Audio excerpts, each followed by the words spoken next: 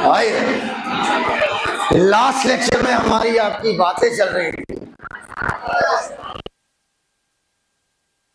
हम यूक्रेनॉइड तक पहुंच गए थे।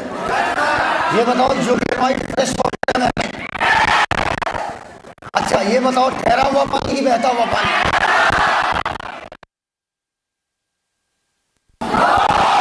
एक लंबा और एक क्या न्यूट्रिशन मिक्सोट्रोपिक होता है? चलो होमवर्क लिखिए, एक सादा पेज निकालिए, होमवर्क लिखिए, एक सादा पेज निकालिए। ठीक, लिखते जाइएगा और ये करके ही लाना है। सबसे पहले लिविंग वर्ड का होमवर्क है, द लिविंग वर्ड। हो गया? साथ साथ लिखते जाए क्योंकि तुरंत मिटा दूंगा। ड्रीम स्टार्टर करके एक हेडिंग है, जब आप बुक लगाओगे तो हाँ लिखना है ड्रीम स्टार्टर। वहां पर मिलेगा आपको मल्टीपल चॉइस क्वेश्चन। कौन कौन से करने में लिख रहा हूं? Multiple choice question. Question number 33 से लेकर मतलब 1 से लेकर 32 तक देखने ही नहीं है। समझ गए हमारी बात? 1 से 32 देखने ही नहीं है। क्वेश्चन नंबर 33 से लेकर क्वेश्चन नंबर 91, 59 क्वेश्चन टोटल आपको लगाने 78 क्वेश्चन। ठीक है, 78 क्वेश्चन मतलब 30 मिनट ज्यादा से ज्यादा। अगला आएगा concept strengthening question. Concept strengthening question, इसमें सिर्फ 2 सवाल लगाने हैं। क्वेश्चन नंबर 109, 110 और कुछ भी नहीं लगाना, पूरा छोड़ दो, बस इतना ही लगाना।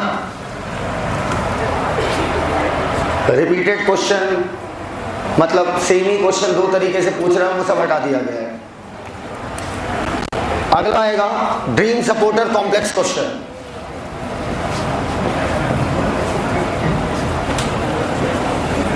कॉम्प्लेक्स क्वेश्चन ये भी आपको बहुत सिंपल लगेंगे, साथ में लिखते जाइएगा स्पीड में। क्वेश्चन नंबर 11 से क्वेश्चन नंबर 15 तक मात्र 5 सवाल लगाने हैं। बाकी सवाल देखना भी नहीं है, वरना इतनी मेहनत का क्या मतलब होगा। बाकी कोई भी सवाल आपको देखना ही नहीं है। ड्रीम अचीवर,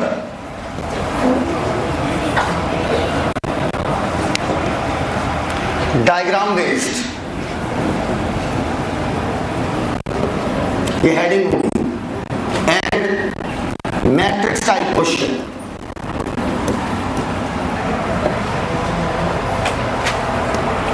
इसमें लगाना है क्वेश्चन नंबर 1, 2, 3, 4, 5 नहीं,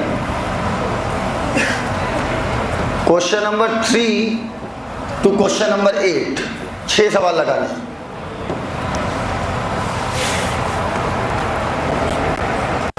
अगला है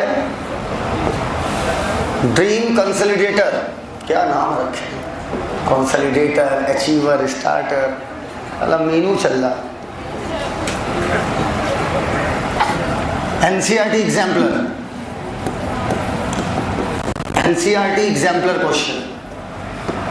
ये इतना ही दूंगा कि आप 30 मिनट में निपटा लो। क्वेश्चन नंबर 1, 2, 3, 4, 5,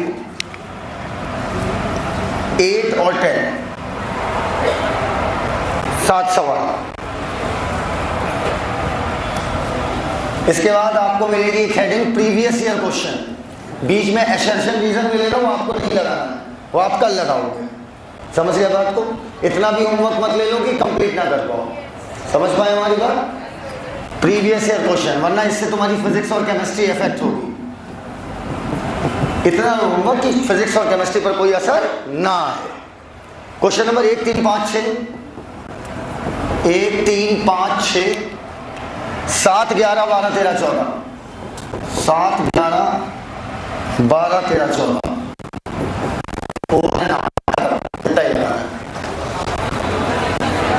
हाँ क्या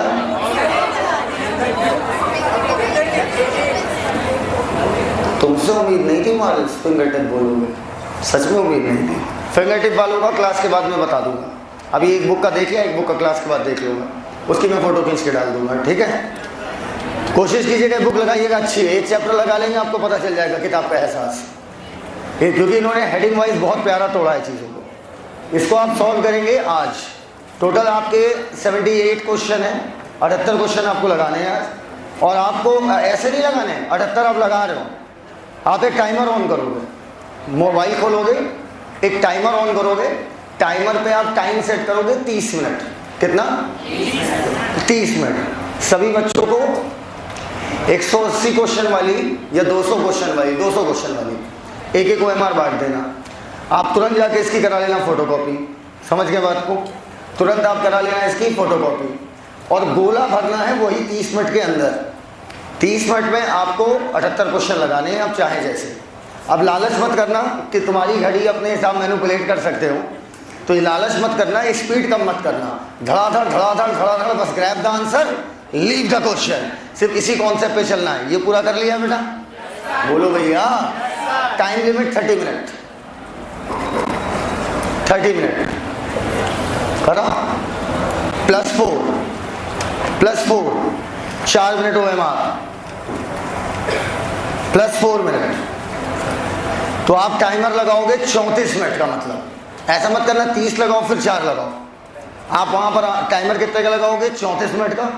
34 मिनट का टाइमर होगा जिसमें आपको OMR फिलअप करनी है पूरी।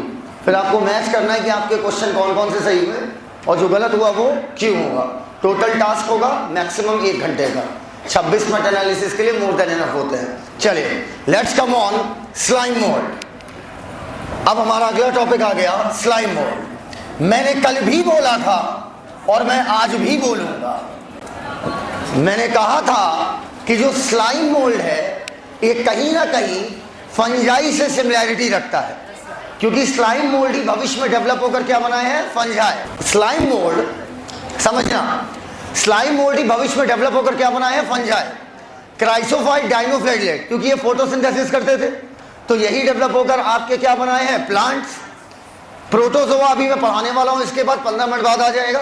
प्रोटोजोआ आपके डेवलप होकर बनाए हैं एनिमल। स्लाइम मोल्ड डेवलप होकर क्या बनाए हैं? फंजाई। मैंने कहा था सड़ाने और गलाने में 2 ही चीजों का फेमस नाम आता है, बैक्टीरिया और फंजाई। बैक्टीरिया और फंजाई इनका मेन काम है सड़ाना और गलाना, समझना मेरी बात। अगर मैं बात करूं स्लाइम मोल्ड की, अगर इन्हीं से आपके फंजाई बने हैं तो सीधी सी बात है इनका नेचर कैसा होगा? सैप्रोफिटिक। बोलो भैया। तो बेटा इनका काम है सड़ाना और गलाना। तो पहली बात हो गया ये कैसे प्रोटिस्टा है? सैप्रोफिटिक। अगली बात समझना मेरी बात, स्लाइम मोल्ड, ऊपर कॉपी किताबें छोड़िए, स्लाइम मोल्ड खुद से चलने की क्षमता नहीं रखते। जैसे याद करो डाइनोफ्लैगेलेट के पास फ्लैजिला था, यूग्लेनोइड के पास भी फ्लैजिला था, लेकिन क्राइसोफाइट के पास कुछ भी नहीं था। क्राइसोफाइट पानी के साथ बहते थे, इसलिए मैंने उसे प्लैंक्टोनिक कहा था। याद आया? बोलो भाई। अब अगर हम बातें करें स्लाइम मोल्ड की, तो जैसे क्राइसोफाइट के पास कोई लोकोमोटरी स्ट्रक्चर नहीं थे, ना सीलिया ना फ्लैजिला, वैसे ही उसी प्रकार आपके स्लाइम मोल्ड के पास भी किसी प्रकार का कोई लोकोमोटरी स्ट्रक्चर नहीं पाया जाता। ये करते क्या है? मान लो पानी में जाते हैं, पानी में कोई सड़ी गली डंठल टहल रही है, या मान लो पानी में कोई सड़ी गली पत्ती टहल रही है, ये उसी डंठल और उसी पत्ती पर जाकर चिपक जाते हैं। ये बताओ डंठल और पत्ती में ऑर्गेनिक मैटर होगा या नहीं होगा? और ये उसी पर चिपक गए, जहां जहां डंठल जा रही उसी के ऊपर चिपके जा रहे हैं, और उसी में बैठे बैठे आपका क्या कर रहे हैं? खा रहे हैं। सोचिए कितना सही है। एक समोसे की नाव हो, उस नाव पे आप टहल भी रहे हैं और उसी समोसे को क्या है? खा भी रहे हैं। एक दिन डूब जाएंगे, हम नाव बदल देंगे। बोलो भैया। तो ये क्या करते हैं? डंठल को पकड़ लिया, अब डंठल जहां जाए, मतलब घूमी भी हो रही है। बोलो। और खाने का भी आइटम पास में, अगले जन्म मोहे स्लाइम मोल्ड बनाए हो। भाई तो कितनी अच्छी लाइफ है, ना मेहनत करना ना कुछ, फ्री की कार भी मिल गई, फ्री का खाना भी मिल गया। अब दिक्कत किस बात की? तो एनसीईआरटी क्या हो गया? सड़ा हुआ। अच्छा, आपको मैं एक चीज बताऊं, जिसको आप खाना बोलती है ना, फूड, थोड़ा इनको बताना पड़ेगा कि ये कह रही है सड़ा हुआ है। स्लाइम मोड के लिए वो टेस्टी है। आप जिसको खाना बोलती हैं, पिज़्ज़ा, चाउमीन, बर्गर, जो भी दाल चावल, बोलो बेटा ये आपके लिए खाना है।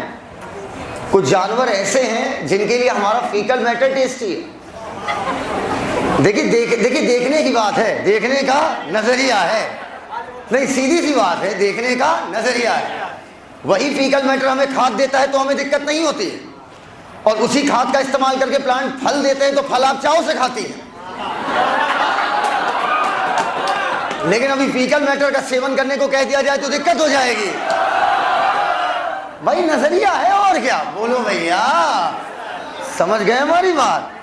अच्छा अब सुनना, अब उसी सड़ी गली डंठल को अगर मछली खाएगा तो मछली तो नमक लगा के खूब चापोगे, ठीक है, लेकिन मछली खाने में दिक्कत नहीं है, लेकिन वो सड़ा गला डंठल खाने में दिक्कत है। खाना शुरू करो, हेल्थ प्रूफ। हाँ अब सुनो, कहते हैं, इधर देखिएगा हमारी बात, स्लाइम मोल्ड सैप्रोफिटिक है, सड़ी गली डंठल पर चिपक गए या सड़ी गली पत्तियों पर चिपक गए और उसी को ये खाते रहते हैं। अब ऑर्गेनिक मैटर खा रहा है खुद या बना रहा है? बोलते ही नहीं हो यार, ऑर्गेनिक मैटर खा रहा है। अगर ऑर्गेनिक मैटर खा रहा है इसका मतलब क्या हुआ कि स्लाइम मोल्ड ऑटोट्रॉपिक हुआ कि हेट्रोट्रॉपिक?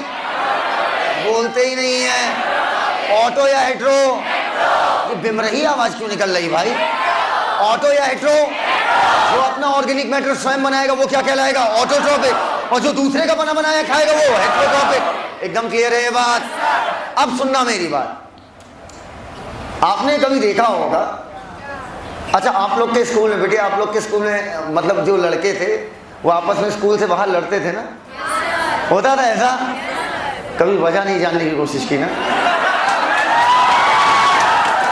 नहीं मतलब कभी वजह तो पूछ लेते। जिनके लिए हम अपना हाथ पैर तोड़वा रहे हैं वो हमारा दिल ही तोड़ दी, उन्हें आज तक पता ही नहीं चला, यहाँ इतना बवंडर हो गया। कहते हैं, समझना मेरी बात, समझना बहुत अच्छे से, जब फेवरेबल कंडीशन होती है ना, अच्छी कंडीशन जो स्लाइम मोल्ड को पसंद है, जब फेवरेबल कंडीशन होती है तो लड़कों में एक चीज़ है, जिस दिन किसी लड़के का पैसा आया है, ठीक है, उस दिन अगर पता चल गया कि इसका पैसा आया है, हर लड़का भाई भाई भाई भाई ऐसा, मतलब उसको एक दिन का डीएम फीलिंग करा देंगे, लगेंगे हम ही तो सब है बाकी पानी कम। जिस दिन पैसा आया, पता चला घर से आया तो पैसा आया है, भाई चल यार समोसा खिला दे यार, भाई समोसा, भाई हम भी चल रहे, हम भी। ऐसी एकता दिखेगी, भाई मेरा ये वो नहीं था तो भाई कोल्ड ड्रिंक पी नहीं गया। इतनी भयंकर झुंड लग जाएगा कि पूछो नहीं उसके चारों ओर, उसे एक दिन का डीएम घोषित कर देंगे कि उससे ताकतवर कोई है ही नहीं। अरे भाई तुम्हें कोई कुछ बोल दे तो बताना। और मान लो उसी में 4-5 बॉडी बिल्डर बदनाम चाय पे आ गए, लंबे चौड़े, मेरी तरफ क्या देख रही हो, हमारे जैसे आगे तो दिक्कत और होगी। 4-5 बॉडी बिल्डर आ गए और वहीं पर खड़े हो गए और कोई नोक झोंक हो गई। तुम्हें क्या लगता है ये झुंड बना रहेगा कि टूट जाएगा? बेटा बिल्कुल टूटेगा। पूछो क्यों? क्योंकि लड़कों की दोस्ती इतनी गहरी होती है, वो तुरंत लड़के भागेंगे हॉस्टल, लाठी डंडा गोला बारूद। बोलो बेटा, बोलो बेटा। कई बार तो ऐसा होता है जिसके लिए मारने जाओ वही गायब हो जाता है। इधर आओ, हाँ ऐसा होता है। कहे भाई चलो सब पहुंच गए, भाई मारो, हाँ बहुत बढ़िया बहुत बढ़िया। तो खैर इधर आओ, तो कहते हैं इधर आओ। आपको लगता है मैंने कभी मारपीट कभी की होगी लाइफ में?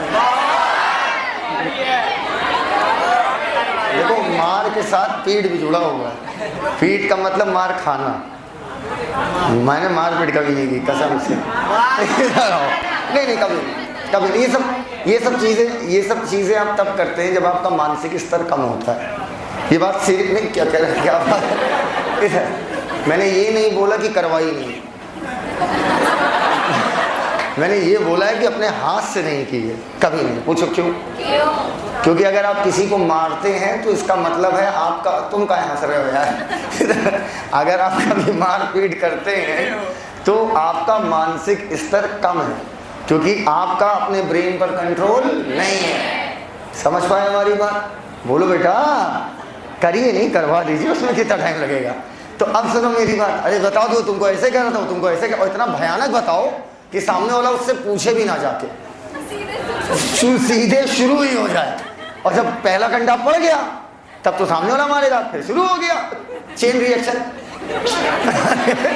लेकिन इतना वॉयलेंट बोलो कि सामने, मतलब इतना गंदा बोल दो कि मतलब सामने भाई ऐसा था, हाँ, और जिसको वो सबसे ज्यादा मानता हो उसको लेके बोलो कुछ, ठीक है? उसको भाई पता नहीं बोल रहा। इसके बाद भाई कहाँ किसकी सुनने वाले? अब तक जाके पूछे तुमने बोला ना, इस केस में तो आदमी तुरंत जाके फायर हो जाएगा, और जहां फायर हुआ सामने वाला भी हो जाएगा। फिर सामने वाला क्यों हुआ, मतलब तुमने गलती भी की, फिर तुम फायर भी हो, फिर तीसरा वाला फायर हो जाएगा, फिर चेन रिएक्शन चल गई, तुम बैठ के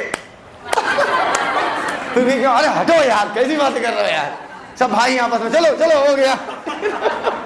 तो लड़के बड़े मन से सीख रहे हैं इसको। हाँ आइए, तो बेटा लड़के तुरंत जाएंगे दौड़ के हॉस्टल, गोला बारूद लेने। क्या चीज? गोला बारूद। खत्म हो गया। आइए,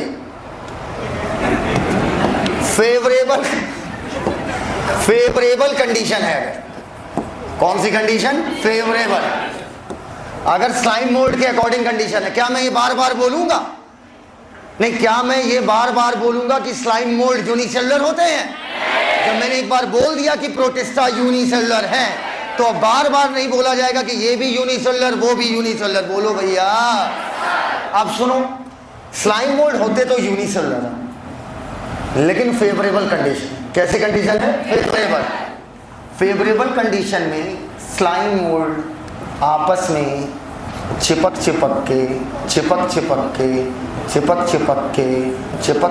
के, अरे बस करो सर, चिपक के, अबे स्लाइम मोल्ड चिपक रहे हैं, चिपक के एक समूह बना लेते हैं, और इस समूह को बोलते हैं प्लाज्मोडियम। गलती से भी आप इसको वो वाला प्लाज्मोडियम मत समझ लीजिएगा जो आपको मलेरिया कराता है, वो एक स्पीसीज है। बेटा आराम से, हिम्मत से काम लो, बॉडी है। अब सुनो हमारी बात, इधर देखो, इधर आओ, फुलफुली खोखली। हाँ सुनो हमारी बात, ये वो वाला प्लाज्मोडियम नहीं है जो मलेरिया कराता है। वो वाला प्लाज्मोडियम एक जीनस है, जिसमें हम लोग पढ़ते हैं Plasmodium vivax, Plasmodium falciparum, Plasmodium oval. नाम सुना है बच्चों का? किसके बच्चे हैं भाई ये जो मलेरिया करा रहे हैं? हमारे इधर। तो अच्छा सुनो, ये वो वाला प्लाज्मोडियम नहीं है, ये झुंड का एक जनरल नाम दे दिया गया है, ये एक जनरल नाम है। पन्ना पलटो, स्पोरोजोवंस देखो, स्पोरोजोवंस में लास्ट स्पोरोजोवन में मिला, सेकंड लास्ट लाइन देखो, Plasmodium a malarial parasite have the notorious effect. मिला या नहीं मिला? वो प्लाज्मोडियम इटैलिक से लिखा हुआ है, बोलते ही नहीं हो यार। वो प्लाज्मोडियम इटैलिक से क्यों लिखा हुआ है? क्योंकि वो जीनस है। पन्ना पलटिए, स्लाइम मोल्ड पे आइए, स्लाइम मोल्ड पे आइए, वहां पर ढूंढिए प्लाज्मोडियम एकदम सीधा लिखा हुआ है, बोलते ही नहीं हो यार। क्यों? क्योंकि ये जनरल वर्ड है। क्या फंसोगे तो नहीं एग्जाम में? तो बेटा इनके झुंड को हम लोग क्या बोलते हैं? प्लाज्मोडियम। लेकिन अब मान लीजिए माहौल अनफेवरेबल हो गया है, अरे मोर भाई, अनफेवरेबल माहौल में तुम्हें क्या लगता है बिटिया, लड़के भाग जाएंगे? हाँ नहीं, इतना विश्वास नहीं, इतना कॉन्फिडेंस कैसे? बात यहाँ विश्वास की नहीं कि बात इतना, भाई कॉन्फिडेंस हमें उसी बात पे होता है जो हमने कभी देखा हो, जो कभी हम पे घटा हो।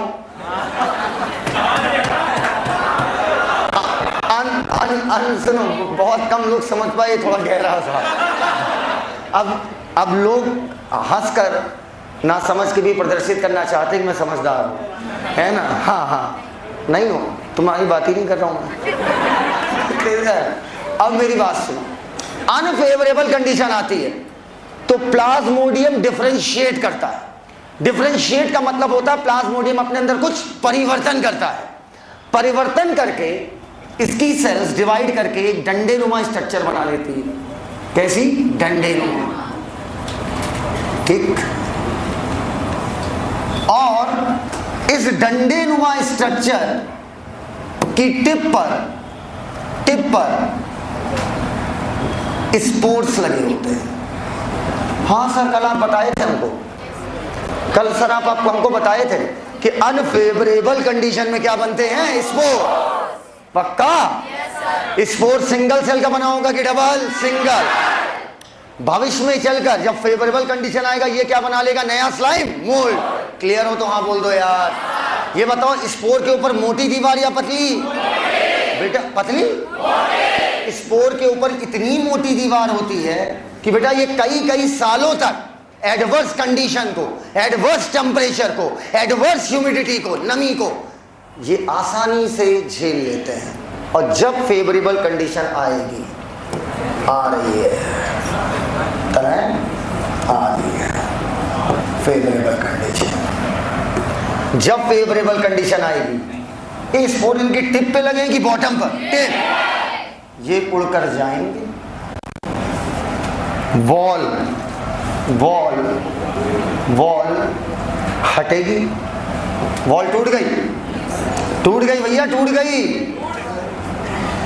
वॉल क्या हुआ? वॉल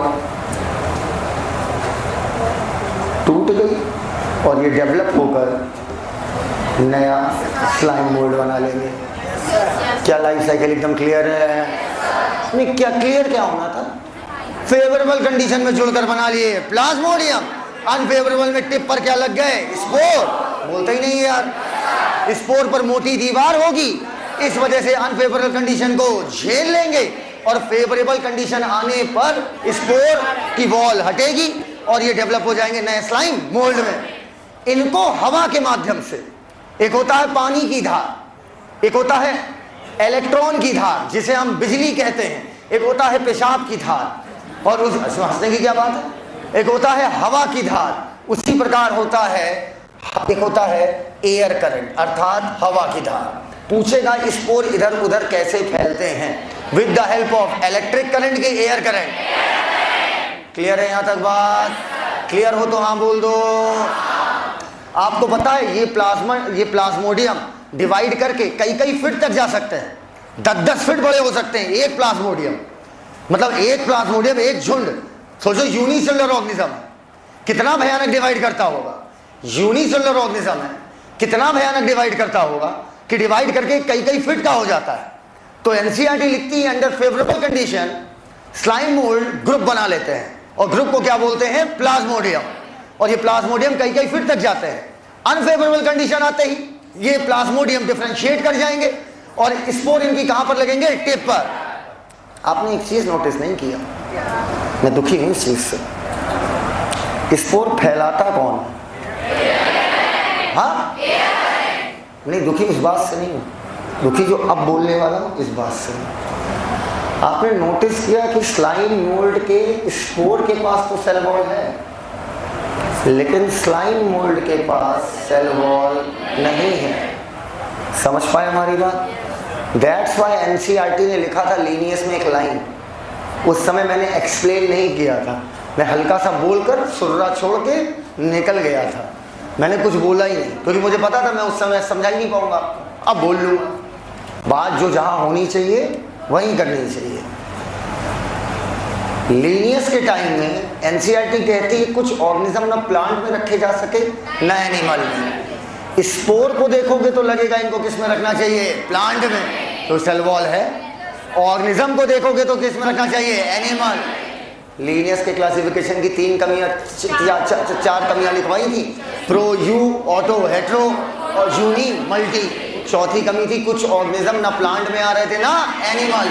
क्लियर हो तो एग्जाम्पल लिखो, एक Physarum, PHYSARUM, slime mould are saprophytic protist, ये सड़ी गली चीजों को खाने वाले प्रोटिस्ट हैं। द बॉडी मूव, इनकी बॉडी मूव करती है एलोंग, एलोंग का मतलब साथ, डिकेइंग मतलब सड़ी गली, ना पता हो लिखा करो भाई। ट्विग मतलब डंठल, एंड लीविंग एंड लीव्स पत्तियां, इनगल्फिंग खाते हैं उसका ऑर्गेनिक मटेरियल, गैस करके लिखो हेट्रोट्रॉप्स। ऑर्गेनिक मटेरियल जहाँ लिखा हो वहाँ डैश करके लिखो हेट्रोट्रॉप्स।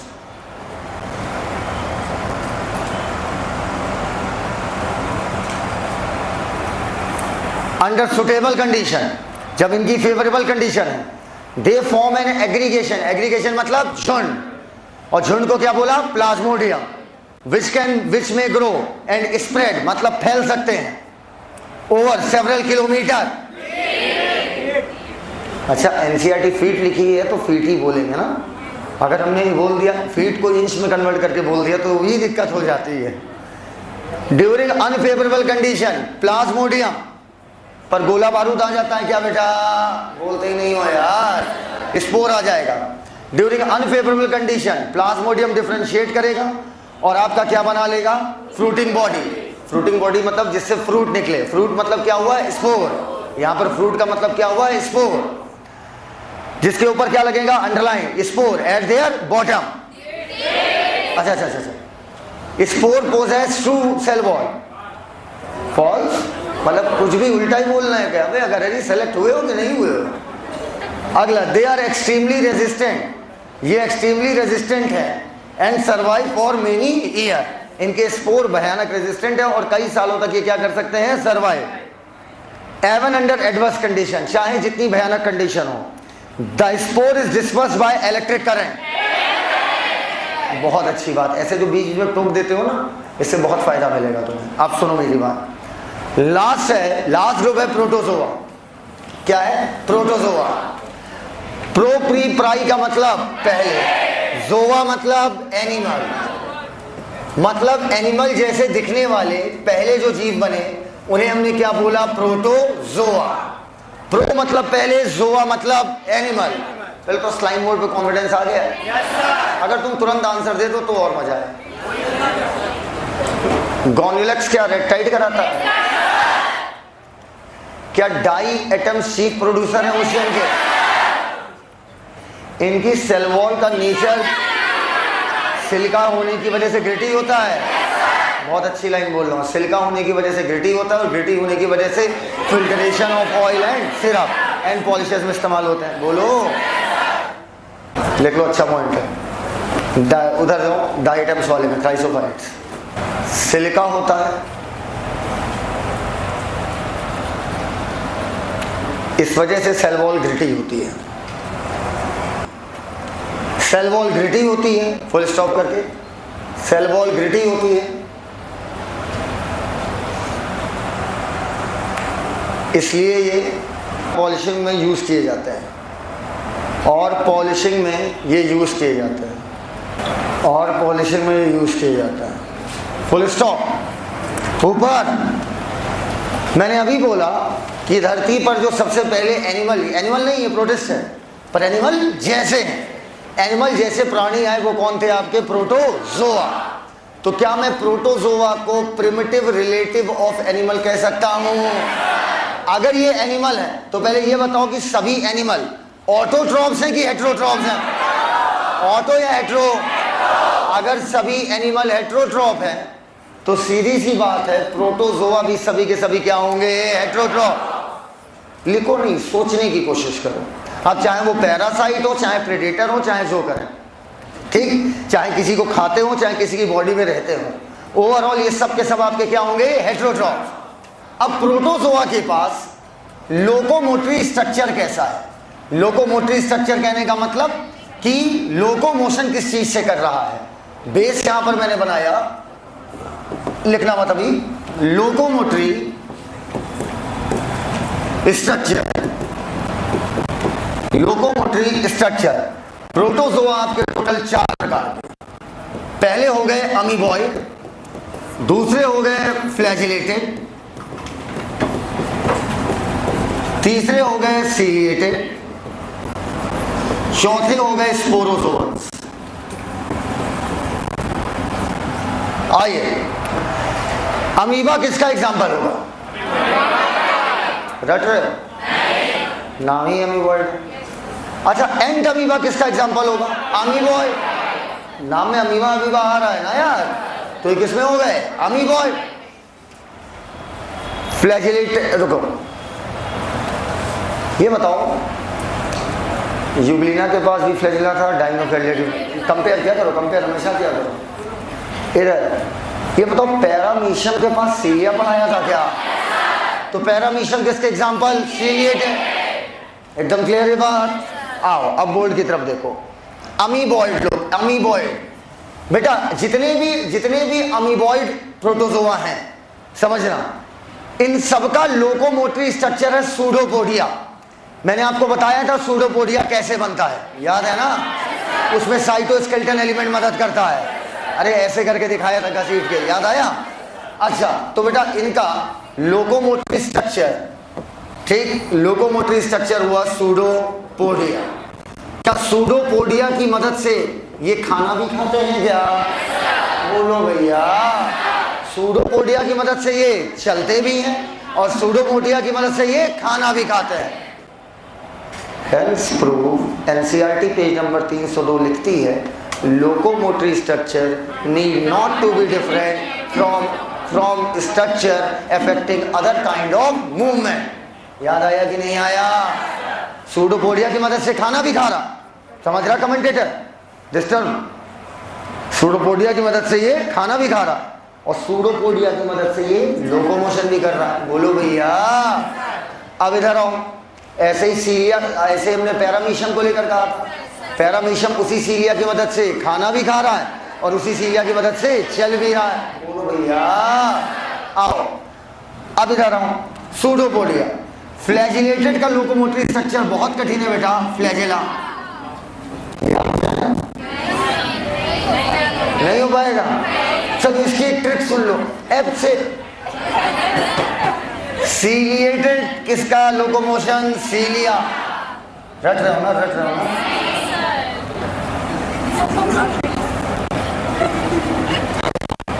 स्पोरोजोआ का लोकोमोटरी स्ट्रक्चर होता ही नहीं है, ठीक, उसमें नहीं लोकोमोशन नहीं होता। सूडोपोडिया, फ्लैजिला, सीलिया, स्पोरोजोआ सबके एग्जाम्पल लिखना, मतलब एक तो भैया हमारा फेमस अमीबा और एक हमारा एंट अमीबा। आपको मैं पढ़ाऊंगा एंट अमीबा हिस्टोलिटिका, पढ़े लिखे हो क्या? एंट अमीबा आपका, समझ गए, एंट अमीबा आपको बीमारी कराता है, जिसे हम लोग बोलते खूनी पेचिस। कैसा? मैं तुम्हें कुछ नहीं बोला है। तो बेटा एंट अमीबा क्या हुआ? एक पैरासाइट। आओ ऊपर ऊपर, आपको एक बड़ी मजेदार बात बताता हूं। मान लो अगर मैं समुद्र से नहा के निकल रहा हूं, कह रहे आप नमकीन हो जाएंगे, इधर देखो, कह रहे हैं आप नमकीन हो जाएंगे। मान लीजिए मैं समुद्र से नहा के निकल रहा हूं, तो जो रेत होगी वो मेरे अंदर घुस जाएगी कि बॉडी के ऊपर रहेगी? तो एंट अमीबा जो कि मैराइन है, कैसा है? मैराइन। इधर सुनो, एंट अमीबा जो कि मैराइन है, ठीक, इनकी आउटर सरफेस है, बॉडी की आउटर सरफेस पर, आउटर सरफेस है सिलिका। ये वही सिलिका है जो डाई एटम्स पर है। यहां तक बात एकदम क्लियर है यार? अमीबा कहीं भी होगा ना, हमेशा हमेशा अमीबा को पानी चाहिए होता है। क्यों चाहिए होता है ये मैं नहीं बताऊंगा, आपके सिलेबस में नहीं। अमीबा को पानी हमेशा चाहिए होता है। एक गजब का प्राणी, कोई शेप ही नहीं है, कहीं भी फैल जाता है जहां से मर्जी। सबसे सिंपल स्ट्रक्चर किसका बनाना है? अमीबा। कुछ ना ऐसे ऐसे कर दो, बीच में गोलियां दो, हो गया अमीबा। हाँ हाँ, अमीबा का कोई शेप नहीं होता, बिल्कुल टेढ़ा मेढ़ा। तो अमीबा कहीं भी रहेगा, उसे पानी चाहिए होता है। रीजन कहो तो बोल दो, नहीं पूछेगा ही नहीं। तो अगर अमीबा को हमेशा पानी चाहिए होता है तो भैया वो फ्रेश वाटर में भी रह सकता है, मैराइन में भी रह सकता है। बोलो यार। अगर जमीन पे रहा तो नमीदार जमीन पे रह सकता है, सूखी जमीन पे वो नहीं रह पाएगा। क्या ये बात एकदम क्लियर हो गई है? क्लियर हो तो हाँ बोलना यार। अमीबॉइड खत्म। अगला आ गया आपका फ्लैजिलेटेड। फ्लैजिलेटेड का एग्जाम्पल है ट्रिपैनोसोमा गैम्बियंसी। ट्रिपैनोसोमा गैम्बियंसी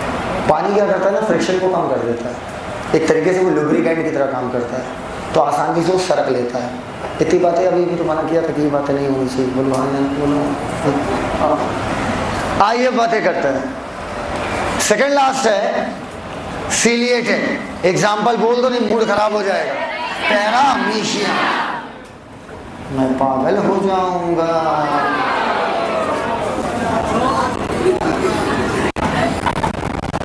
तुम किसी दिन पिटाओगी। अब कुछ बात बोलने जा रहा हूं, गौर से सुनना, चिल्ला चिल्ला के बोल रहा हूं। अकॉर्डिंग टू एनसीईआरटी,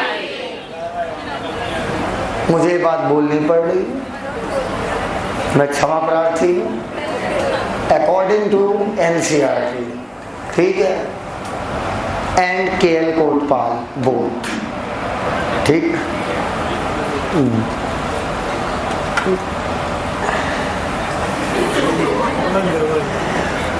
जो पैरामीशियम है, ये मान लीजिए उसका मुंह, ये क्या है, पैरामीशियम। इसके मुंह में क्या मौजूद होता है, सीलिया, और पूरी बॉडी में चारों तरफ क्या होता है, सीलिया। इसके पास 2 न्यूक्लियस होते हैं,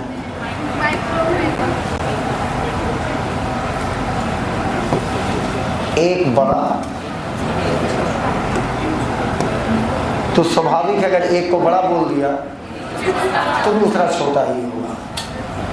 बोलो, एक बड़ा और एक छोटा, और अंदर भर दो, ब्लू है पानी पानी पानी पानी पानी पानी। ये फिजिक्स के स्टूडेंट हैं, इनको पानी ब्लू लगता है, मिलो इनसे। अब माउथ से एक ट्यूब नीचे की तरफ जाती है,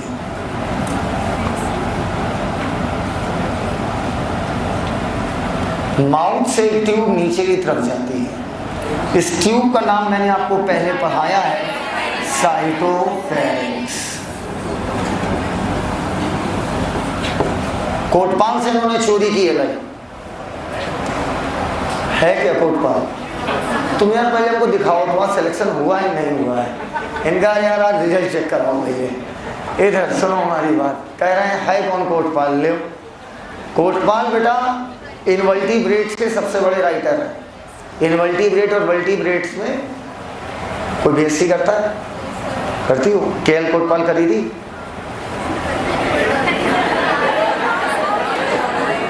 इनका हो भी गया बीएससी और इन्होंने केएल कोटपाल पढ़ी भी नहीं। अच्छा, विद्या,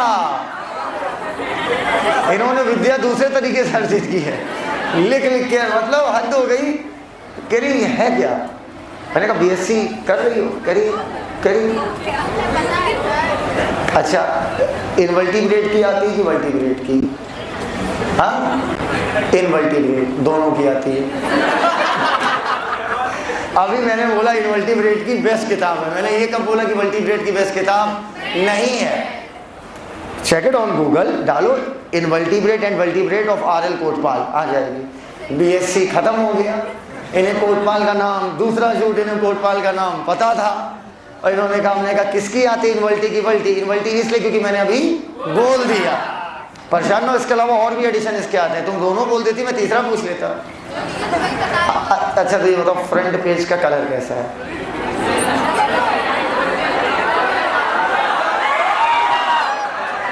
कोई बात नहीं, कोई बात नहीं, होता है।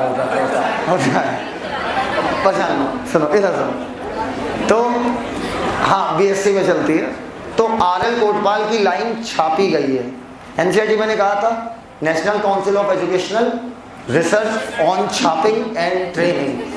छापने की रिसर्च करते हैं, कहाँ से छापना है। इन्होंने आरएल कोटपाल से लाइन उठाई तो मैंने भी वहीं से उठाई है, ठीक है। साइटोफेरिंक्स इस ट्यूब को कहते हैं, और ये जो साइटोफेरिंक्स का फूला हुआ पार्ट है इसे गलत कहते हैं।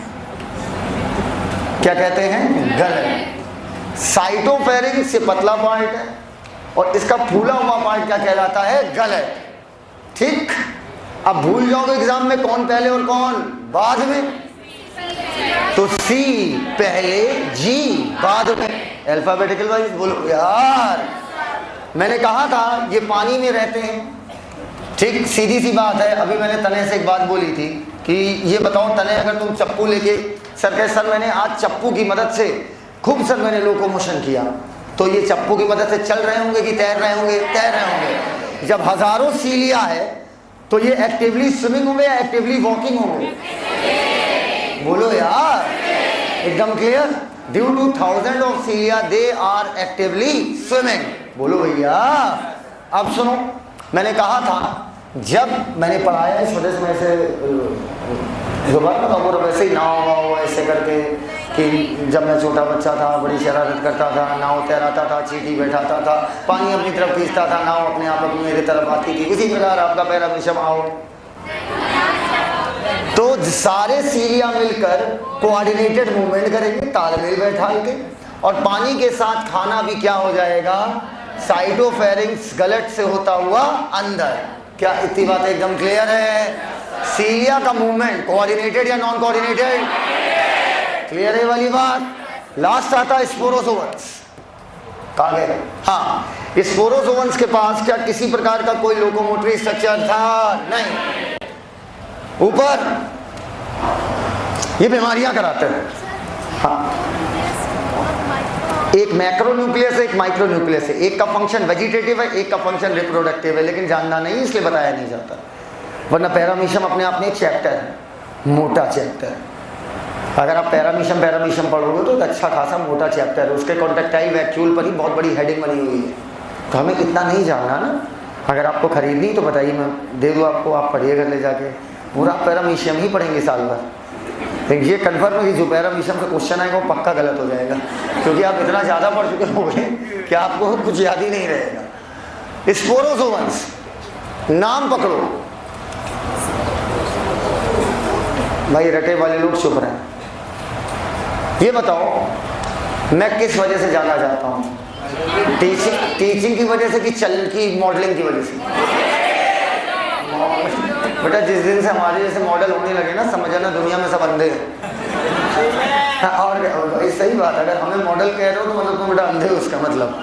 कहते हैं हर पढ़ा लिखा आदमी सुंदर लगता है, ये बात दुनिया का सबसे कड़वा सच है। कभी शाहरुख खान का चेहरा जूम करके देखना, तुम्हें बिल्कुल पसंद नहीं आएगा, ठीक है? और नहीं, ऐसे देखो कि वो शाहरुख खान नहीं है, ये मानना पड़ेगा। लेकिन अगर तुम उसको शाहरुख खान समझ गए तो बस उसका हाथ ऐसे करना ही काफी है। अरे बस ऐसे करता है, 200 करोड़ लेके चला जाता है, हंस रहा है। और ये ऐसे करने, ऐसे तुम भी कर लो, पा जाओ 200 करोड़ रुपया। अब कहते हैं लोग, सलमान कहते हैं बेल्ट हिला के करोड़ बेल्ट, तो तुम भी हिलाओ ना, दिन भर हिलाते रहो बेल्ट, 1 और रुपया नहीं मिलेगा, लोग पागल कहेंगे। सो अलग, क्योंकि कब कहाँ पर क्या करना है इसको जानने के लिए उन्होंने सालों मेहनत की है। तुम्हें क्या लगा शाहरुख खान एक दिन में करना सीख गए? कितना एंगल पे झुकना है, कैसे हाथ करना है, रात भर वैसे। अच्छा, रात भर सोचो सेम नहीं, तो बेटा इसलिए शाहरुख खान है। अब सुनो मेरी बात। तो शाहरुख खान की पहचान एक्टिंग से, बोलो। खान सर की पहचान टीचिंग से, नरेश त्रेहान की पहचान बेटा पप्पा है तुम्हारे, जिस फील्ड की तुम तैयारी कर रही हो उस फील्ड के बाप हैं वो, किंग। तो नरेश त्रेहान की मेदांता के मालिक, तो छोटा सा हॉस्पिटल है, ठीक है? बाथरूम भर में कानपुर के हॉस्पिटल बने, जितना बाथरूम बना हुआ है। हम तो देख के यही सोच रहे थे चला हॉस्पिटल है कि मॉल है, मॉलों मजाक लगे। तो नरेश त्रेहान आपके डॉक्टर की वजह से फेमस है। उसी प्रकार स्पोरोजोवंस का मेन काम होता है इन्फेक्शन, और उनके नाम में झलकता है कि वो अपने जीवन की किस अवस्था में, जैसे हम लोग की 3 अवस्था है, बाल अवस्था, युवा अवस्था और वृद्ध अवस्था, ये अपने जीवन की किस अवस्था में इन्फेक्शन करते होंगे? स्पोर। तो इनकी इन्फेक्शियस स्टेज कौन सी होती है? स्पोर। ये बीमारी कब कराएंगे? जब स्पोर वाली स्टेज पे होंगे। बोलो भैया। And the most famous example is Plasmodium. ये क्या कराता है? मलेरिया। आपको पता है प्लाज्मोडियम जो है, एक समय मलेरिया ऐसी बीमारी थी, आज मलेरिया हो जाता क्या आदमी घबरा जाता है?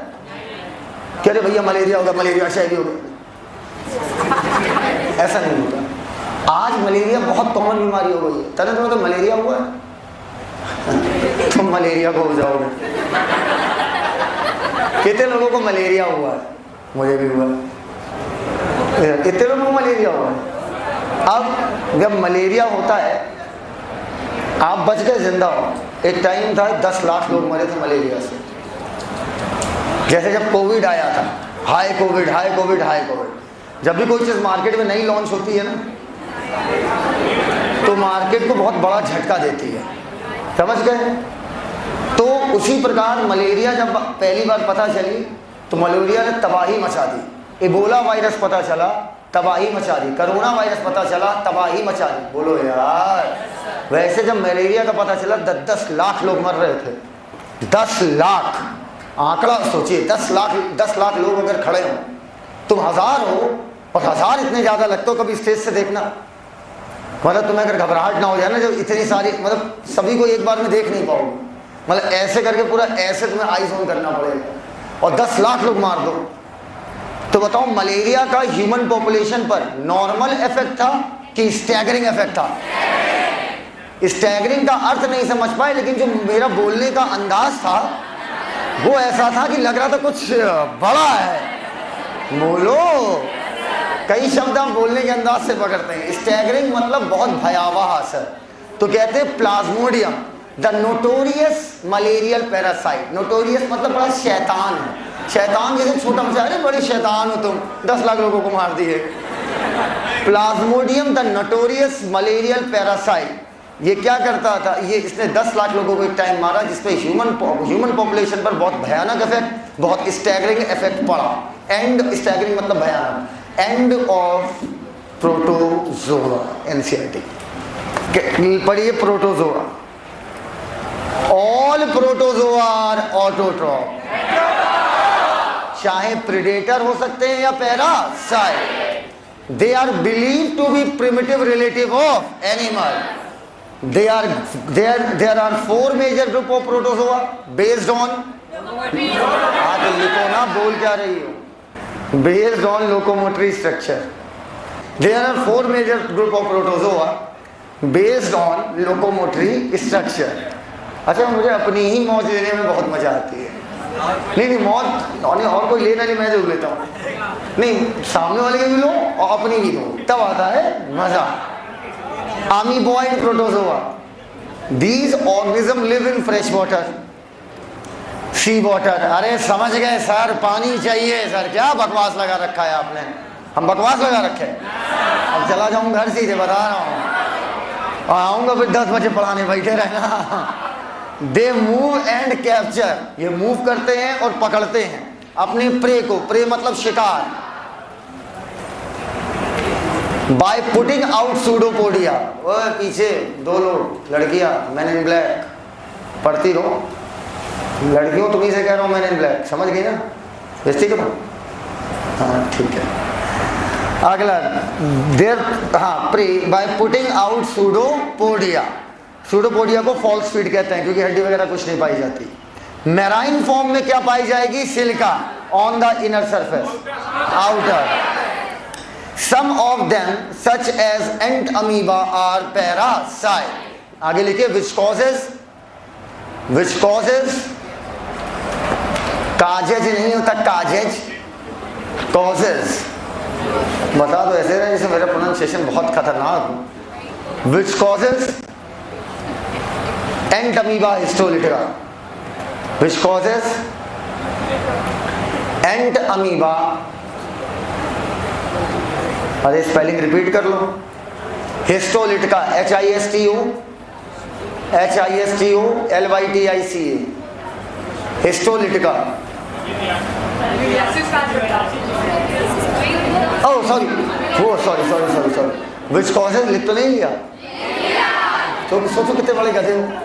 Which causes amoebic dysentery. अरे हम तो ऑर्गेनिज्म का नाम ही ले रहे थे। एंडामीबा कॉजेज एंडामीबा हिस्टोलिटिका। विच कॉजेज, पता मेरे दिमाग में क्या चल रहा था? मैं कहा हिस्टोलिटिका, लार्ज इंटेस्टाइन की हिस्टोलॉजी को अर्थात टिश्यू को तोड़ेगा। विच कॉजेज अमीबिक डिसेंट्री या अमीबियासिस, जो तुम्हारी मर्जी हो लिख लो, लिख दो।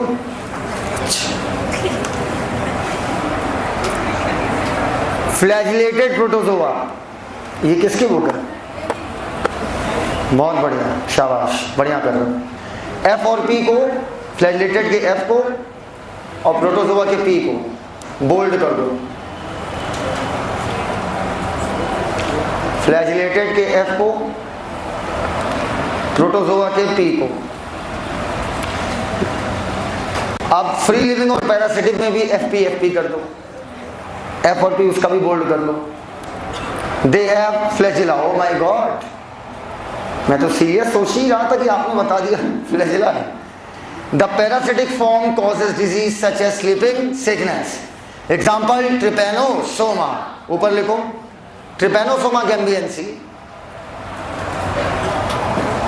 Trypanosoma gambiense causes sleeping sickness. Gambiense, Gambiense, Gambiense causes sleeping sickness, but transmitted by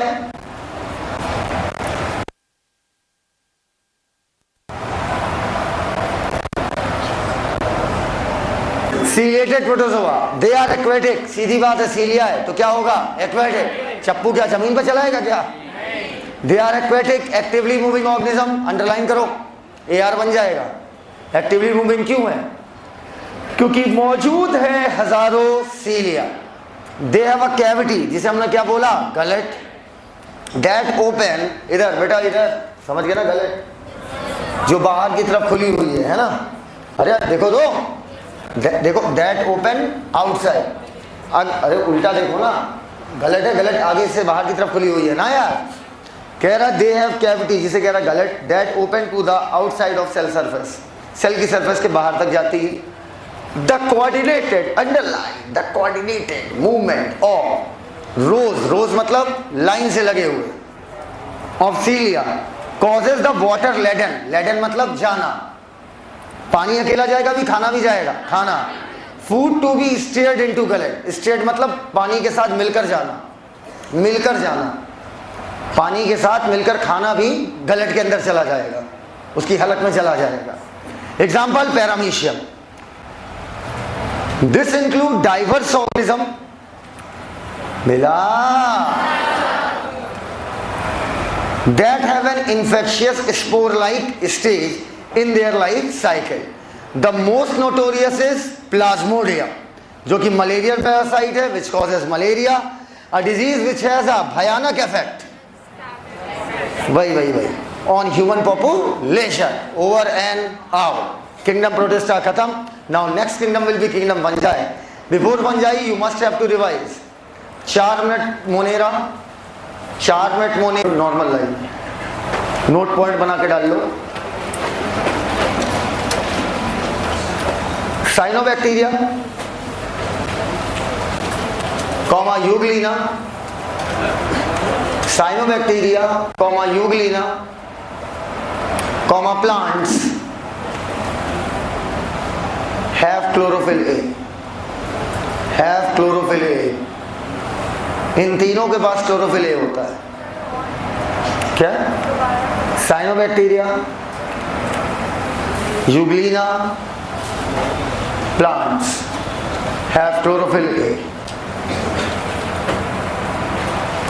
Your time starts now. 4 minute से ऊपर नहीं देना है मोनेरा को, exact 4 minute. Next kingdom fungi, सड़ाने और गलाने का मेन काम फंजाई। 2 ऐसे ग्रुप हैं जो प्योर हेटेरोट्रॉपिक है। एग्जाम में क्वेश्चन आता है कौन सा ऐसा ग्रुप है जो प्योर हेटेरोट्रॉपिक है? क्या हुआ, लग गया क्या कुछ? क्या कीली? अच्छा ठीक है,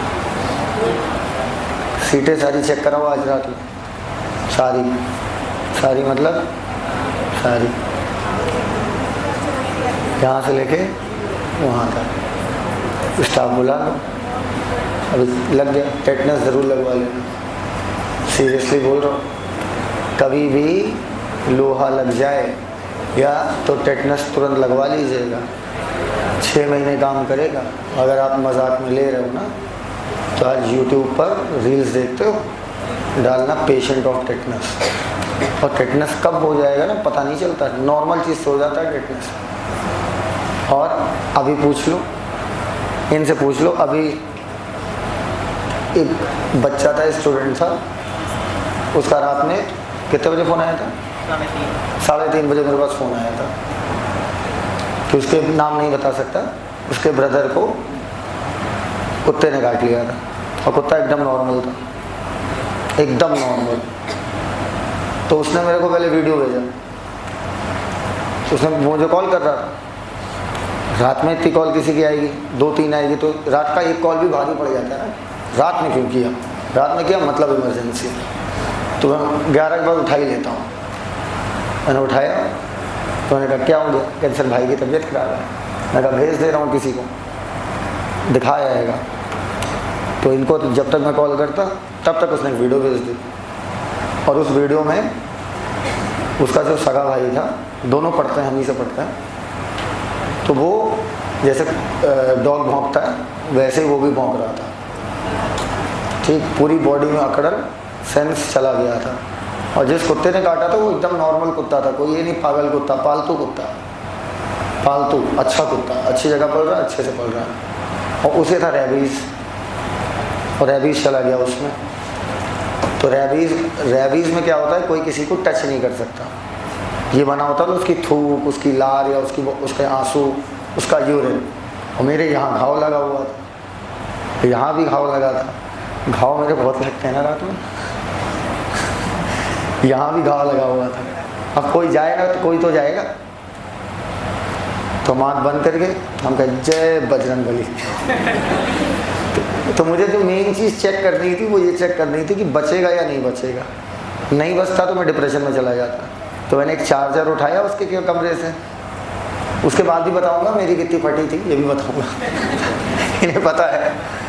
तो मैं पहले बॉडी को चेक किया कि बॉडी में किसी मसल में स्पेस तो नहीं आया है। स्पेस मतलब अकड़न, ऐसी गंदी अकड़न आती है ना, मतलब पूरी बॉडी जब अकड़ जाएगी ना वो उसी पोजीशन में रहेगी, और अकड़ती जाएगी, अकड़ती जाएगी, अकड़ती जाएगी।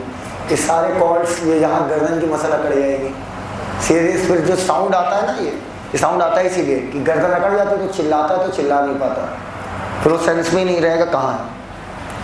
और सीधी बात है, एकाएक कोई रात को 2:30-3:30 बजे साहिल सर को देखे, वो भी अपने रूम में और अपने सामने देखे, तो मतलब बंदे का क्या, अच्छा अगर मैं दोपहर में भी तुम्हारे रूम पे आ जाऊँ और दरवाज़ा खटखटा दूँ तो तुम शॉक होगे कि नहीं होगे? वेरी नॉर्मल, एकदम ऐसा नॉर्मल देख रहा है। फिर जब बॉडी चेक किया, देखा कि मसल में स्पेस नहीं आया, मैं कहा बच सकता है, तो उसका हाथ मत बांधना पड़ेगा भाई, और उसी में लग गया मेरे, समझ रहे हो। अगर तुम उसकी स्थिति देख लेते ना, ये पूछ लो, ये भाई साहब डर गए थे, कहते सर हमने आज तक ऐसा कभी कोई केस ही नहीं देखा। काटने के 24 घंटे के अंदर सिम्टम आने लगेंगे, 24 आवर्स, 24 घंटे के अंदर। और ये हल्के में मत लेना इस बात को, जब देख लोगे ना अपनी आंखों से तो रूह कांप जाएगी। और इनसे पूछो, इनसे मैंने रात में क्या कहा, सुन भाई, जो कपड़े थे मेरे एकदम नए नए कपड़े थे, उसे नया नया खरीदे थे, जो उसमें महंगा महंगा पहली बार पैसा पाए थे, खरीदे मैंने सारे कपड़े एज इट इज़ घर के बाहर उतारे, घर के बाहर। जो जूता पहना था वो जूता इतना नया, जूते यार मैं बहुत अच्छे पहनता हूँ, मतलब अच्छे ही पहन लेता हूँ। मैंने कहा भाई साहब ये नया हो चाहे पुराना हो, चाहो जला दो, कुछ कर दो। और सीधे अखबार बिछवाए घर में, सोचो कितना डर गया था। और मैं किसी से डरता हूँ एक माइक्रो ऑर्गेनिज्म फाड़ दिया। मैं गया, मैं सीधे नल में सीधे शावर, फिर नए कपड़े पहने, तब भी सुकून नहीं मिला, तो घाव लगा था। मैं कहा अगर मजाक हो गया तो। फिर रात में मेरा इनके पास गया कॉल 4:30 या 4 बजे। मैं कहा रेबीज़ का इंजेक्शन तुरंत चाहिए। कहते सर अभी कहाँ से मिलेगा? मैं तो क्या पूछा, एक बार और बोल आ रहा सर, बस 10 मिनट लगेगा। मैं कहा तू चाहे जहाँ से ला, तो दुकान का ताला तोड़ के ला, तो दुकान तोड़ डाल, तू कुछ भी कर, तू शटर काट के निकाल के लेके आ, बाकी मैं देख लूँगा, तू टेंशन ना ले, तुझे बस इंजेक्शन लाना, तेरा टारगेट इतना है। कहते तब क्या टेंशन सर, आप हो तो हम पे, हमें क्या मसला। ये हमारे स्टाफ की खासियत भी बड़ी अच्छी खासियत है, हमारा स्टाफ हमें कभी क्यों नहीं करता। हाँ, इसीलिए पूरे मार्केट का सबसे महंगा स्टाफ, इनसे पूछो, पूरे मार्केट का सबसे महंगा स्टाफ मेरा ही होता है। और हमारे यहाँ कोई काम करता नहीं जल्दी, लोग पहले ही बता देते हैं, देखो जाओगे तो पैसे की कोई कमी नहीं होगी, हाँ किसी भी मतलब विपरीत परिस्थिति कितनी भी आ जाएगी, वो खड़े हैं, तो आए घर पे बात आएगी वो खड़े हैं। लेकिन अगर उन्होंने रात के 3 बजे बोला कि मुझे कोल्ड ड्रिंक पीनी है तो पीनी है। लॉकडाउन में मैं 2-2 बजे रात में खाना खाऊंगा, अरे सर लॉकडाउन सब बंद है, मुझे इससे कोई मतलब नहीं, लास्ट टाइम बोल रहा हूँ, कहीं से लाओ, ताला तोड़ के लाओ, चाहे बावर्ची को उसके घर से उठाओ, उसको 2000-5000 एक्स्ट्रा दो, ढाबा खुलवाओ, बनवाओ, वहाँ कोई नहीं आएगा, मेरी गारंटी है, जाओ करके आओ। बस इतनी ताकत दे तो आदमी तो मर्डर करके चला आएगा। तो बेटा इस चीज़ को सीरियसली लेना, समझ गए, टेटनस ज़रूर लगवा लेना। ये मैं तुमसे परसों ही बोलने वाला था, जिस दिन मेरी पटी थी उसी दिन बोलने वाला था, मेरे दिमाग से उतर गया, अच्छा बात में चोट लगी, आज याद आ गया। तो हम बात कर रहे थे पंजाब, 5 मिनट बात करूँगा, ज़्यादा नहीं। देखो 2 ऐसे किंगडम हैं, देखो 2 ऐसे किंगडम है जो प्योरली हेट्रोट्रॉपिक है। Pen down, pure heterotrophic kingdom. यार टाइम बायो को मिल नहीं पा रहा है, कुछ करना पड़ेगा।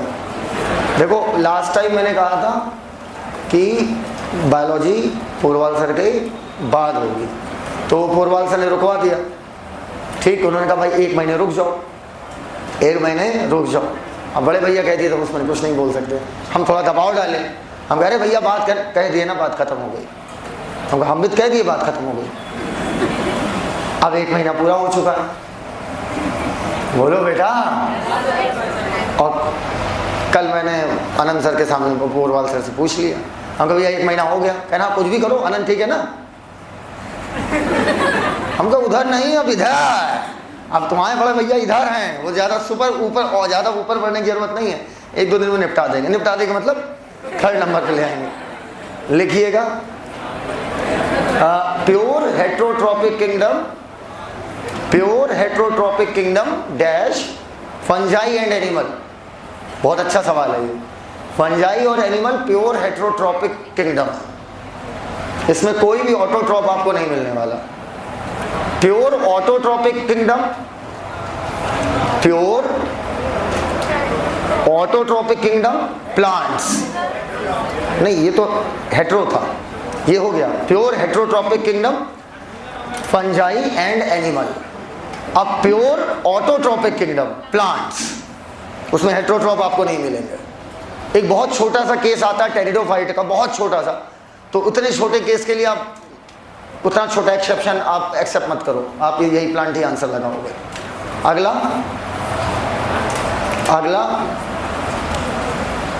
Auto and heterotrophic both, auto भी है हेट्रो भी है, dash protista. Most nutritional diversity, हर तरीके का काम कर रहे हैं, photo autotrophic, chemo autotrophic, heterotrophic, मुरैना, मोनेरा,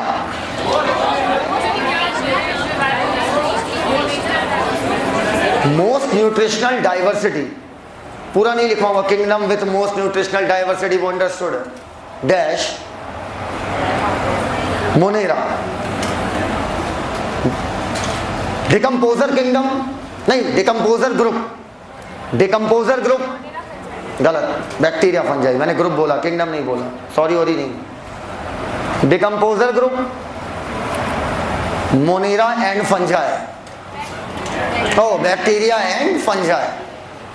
यार करना पड़ेगा यार, टाइमिंग चेंज करनी पड़ेगी, कुछ दिन आनंद सर को तो दर्द दें, एहसास तो हो, जितना पढ़ के आओ उतना ना पढ़ाओ तो कितना दर्द होता है।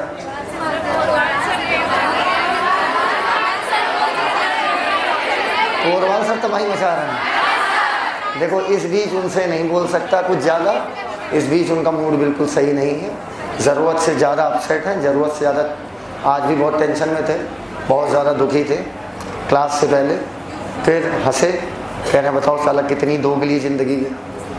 अब अगर इनके सामने हंसो ना तो इनको लगेगा मेरा चैम्पियन जो है, जब मेरा चैम्पियन ही दुखी हो सकता है तो हम भी हो सकते हैं। अब इनके सामने हंसना पड़ेगा, आओ बच्चों सामने देखो राधा। हो गया, चलो कुछ करेंगे, कुछ करेंगे। टाइमिंग ताकि पूरी 2 घंटे मिले, बहुत कम पढ़ाया है। तो आज का होमवर्क लिख लिया है? हाँ, MTG वालों का मैं होमवर्क दे दूंगा। कितने MTG वाले हाथ ऊपर कर लीजिए। ठीक है, MTG वालों आपका होमवर्क बस थोड़ी देर में अपडेट कर रहा हूँ। कोशिश करो, मेरी सजेशन है GRB GR बटला ज़्यादा बेटर है। कोशिश करो ले लो, किसी एक बार बच्चे से किसी एक बार लेके देख लो। अगर तुम्हें खुद ना पसंद आ जाए तो कहना, एक बार किसी से लेके देख लो, बस देख भर लोगे, तुम्हें देखने से पसंद आ जाएगी। तो आप लोग दे रहा हूँ, आप लोग जो क्वेश्चंस नहीं आएंगे आप मुझे व्हाट्सएप कर देना, ठीक है? मैं उसके आंसर नहीं दूंगा, मैं वो क्वेश्चन नोट डाउन कर लूँगा।